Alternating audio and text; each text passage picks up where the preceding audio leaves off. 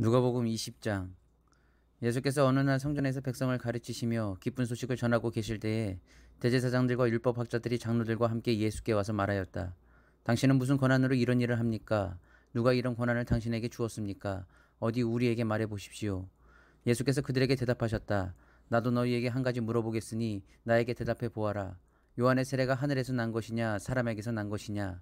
그들은 자기들끼리 의논하면서 말하였다.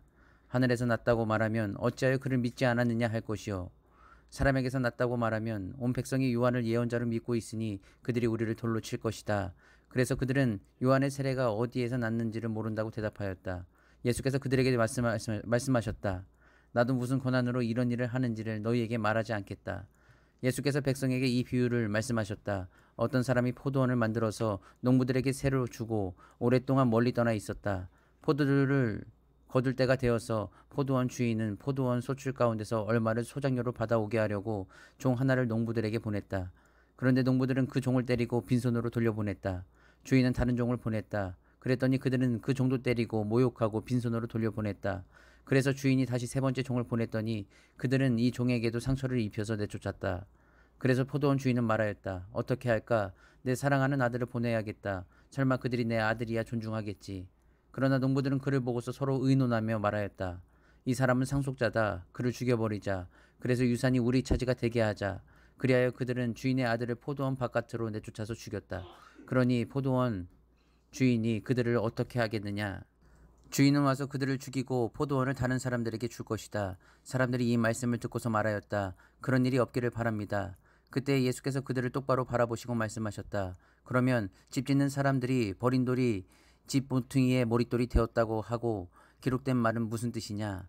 누구든지 그 돌 위에 떨어지면 그는 부스러질 것이요 그 돌이 어느 사람 위에 떨어지면 그를 가루로 만들 것이다. 율법학자들과 대제사장들은 예수가 자기네들을 겨냥하여 이 비유를 말씀하신 줄 알았다. 그래서 그들은 바로 그때에 예수께 손을 대어 잡으려고 하였으나 백성을 두려워하였다. 그리하여 그들은 기회를 엿보다가 정탐꾼들을 보내서 이들이 거짓으로 의로운 사람들인 채 행세하면서 예수께로 접근하게 하여 그의 말씀을 책잡게 하였다. 그렇게 해서 그들은 예수를 총독의 치리권과 사법권에 넘겨주려고 하였다. 그들은 예수께 이렇게 물었다. 선생님, 우리는 선생님이 바르게 말씀하시고 가르치시고 또 사람을 겉모양으로 가르지 않으시고 하나님의 길을 참되게 가르치고 계시는 줄 압니다. 우리가 황제에게 책임을 바치는 것이 옳습니까? 옳지 않습니까? 예수께서는 그들의 속셈을 알아채시고서 그들에게 말씀하셨다. 데나리온 한 입을 나에게 보여다오. 이 돈에 누구의 얼굴 사람과 글자가 새겨져 있느냐? 그들이 대답하였다. 황제의 것입니다. 예수께서 그들에게 말씀하셨다. 그러면 황제의 것은 황제에게 돌려주고 하나님의 것은 하나님께 돌려드려라. 그들은 백성 앞에서 예수의 말씀을 책잡지 못하고 그의 답변에 놀라서 입을 다물었다. 부활이 없다고 주장하는 사두개파 사람 가운데 몇 사람이 다가와서 예수께 물었다. 선생님, 모세가 우리에게 써주기를 어떤 사람의 형이 자식이 없이 아내를 남겨두고 죽으면 그 동생이 그 형수를 맞아들여서 뒤를 이을 아들을 자기 형에게 세워 주어야 한다 하였습니다. 그런데 7형제가 있었습니다. 마지가 아내를 얻어서 살다가 자식이 없이 죽었습니다.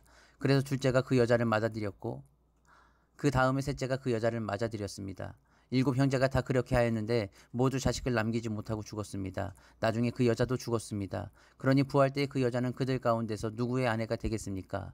7이 다 그 여자를 아내로 맞아들였으니 말입니다. 예수께서 그들에게 말씀하셨다. 이 세상 사람들은 장가도 가고 시집도 가지만 저 세상과 죽은 사람들 가운데서 살아나는 부활에 참여할 자격을 얻은 사람은 장가도 가지 않고 시집도 가지 않는다. 그들은 천사와 같아서 더 이상 죽지도 않는다. 그들은 부활의 자녀들이므로 하나님의 자녀들이다.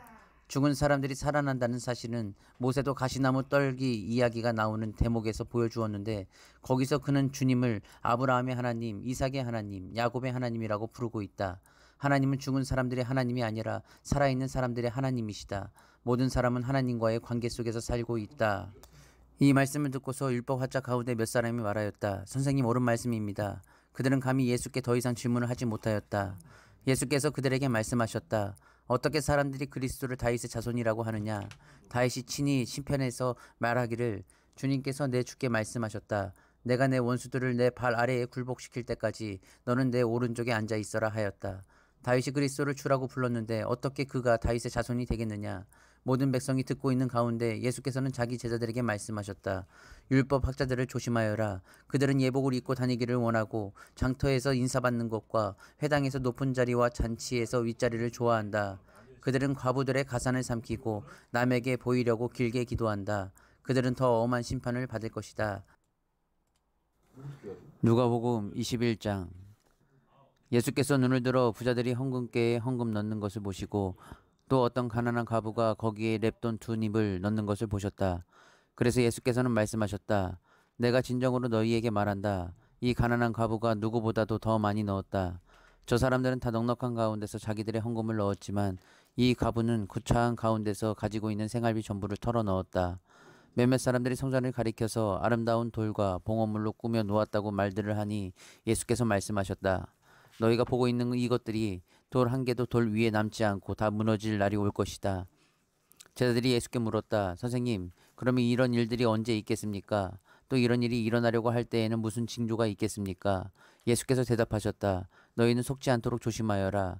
많은 사람이 내 이름으로 와서 말하기를 내가 그리스도다 하거나 때가 가까이 왔다 할 것이다. 그러나 그들을 따라가지 말아라. 전쟁과 난리의 소문을 듣더라도 두려워하지 말아라. 이런 일이 반드시 먼저 일어나야 한다. 그러나 종말이 곧 오는 것은 아니다. 그때 예수께서 그들에게 말씀하셨다. 민족이 일어나 민족을 치고 나라가 일어나 나라를 칠 것이다. 큰 지진이 나고 곳곳에 기근과 역병이 생기고 하늘로부터 무서운 일과 큰 징조가 나타날 것이다. 그러나 이 모든 일이 일어나기에 앞서 사람들이 너희에게 손을 대어 박해하고 너희를 회당과 감옥에 넘겨줄 것이다.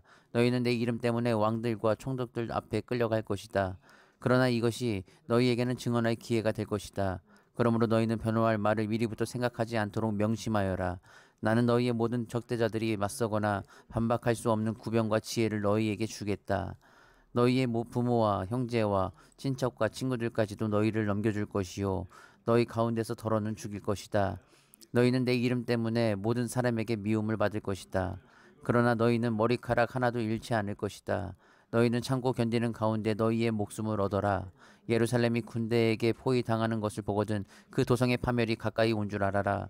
그때 유대에 있는 사람들은 산으로 도망하고 그 도성 안에 있는 사람들은 거기에서 빠져나가고 산골에 있는 사람들은 그 성 안으로 들어가지 말아라. 그때가 기록된 모든 말씀이 이루어질 징벌의 날들이기 때문이다. 그날에는 아이벤 여자들과 젖먹이가 딸린 여자들은 화가 있다. 땅에는 큰 재난이 닥치겠고 이 백성에게는 무서운 진노가 내릴 것이다. 그들은 칼날에 쓰러지고 이방 나라에 포로로 잡혀갈 것이요 예루살렘은 이방 사람들의 때가 차기까지 이방 사람들에게 짓밟힐 것이다. 그리고 해와 달과 별들에게에서 징조들이 나타나고 땅에서는 민족들이 바다와 파도의 성난 소리 때문에 어쩔 줄을 몰라서 괴로워할 것이다. 사람들은 세상에 닥쳐올 일들을 예상하고 무서워서 기절할 것이다. 하늘의 세력들이 흔들릴 것이기 때문이다. 그때 사람들은 인자가 큰 권능과 영광을 띠고 구름을 타고 오는 것을 볼 것이다. 이런 일들이 일어나기 시작하거든 일어서서 너희의 머리를 들어라. 너희의 구원이 가까워지고 있기 때문이다. 예수께서 그들에게 비유를 하나 말씀하셨다. 무화과 나무와 모든 나무를 보아라. 입이 돋으면 너희는 스스로 보고서 여름이 벌써 가까이 온 줄을 안다. 이와 같이 너희도 이런 일들이 일어나는 것을 보거든 하나님의 나라가 가까이 온 줄로 알아라. 내가 진정으로 너희에게 말한다. 이 세대가 끝나기 전에 이 모든 일이 다 일어날 것이다. 하늘과 땅은 없어질지라도 내 말은 절대로 없어지지 않을 것이다. 너희는 스스로 조심해서 방탕과 술 취함과 세상살이의 걱정으로 너희의 마음이 짓눌리지 않게 하고 또한 그날이 덕과 같이 너희에게 닥치지 않게 하여라. 그날은 온 땅에 사는 모든 사람에게 닥칠 것이다. 그러니 너희는 앞으로 일어날 이 모든 일을 능히 피하고 또 인자 앞에 설 수 있도록 기도하면서 늘 깨어 있어라. 예수께서는 낮에는 성전에서 가르치시고 밤에는 나와서 올리브산이라고 하는 산에서 지내셨다. 그런데 모든 백성이 그의 말씀을 들으려고 이른 아침부터 성전으로 모여들었다.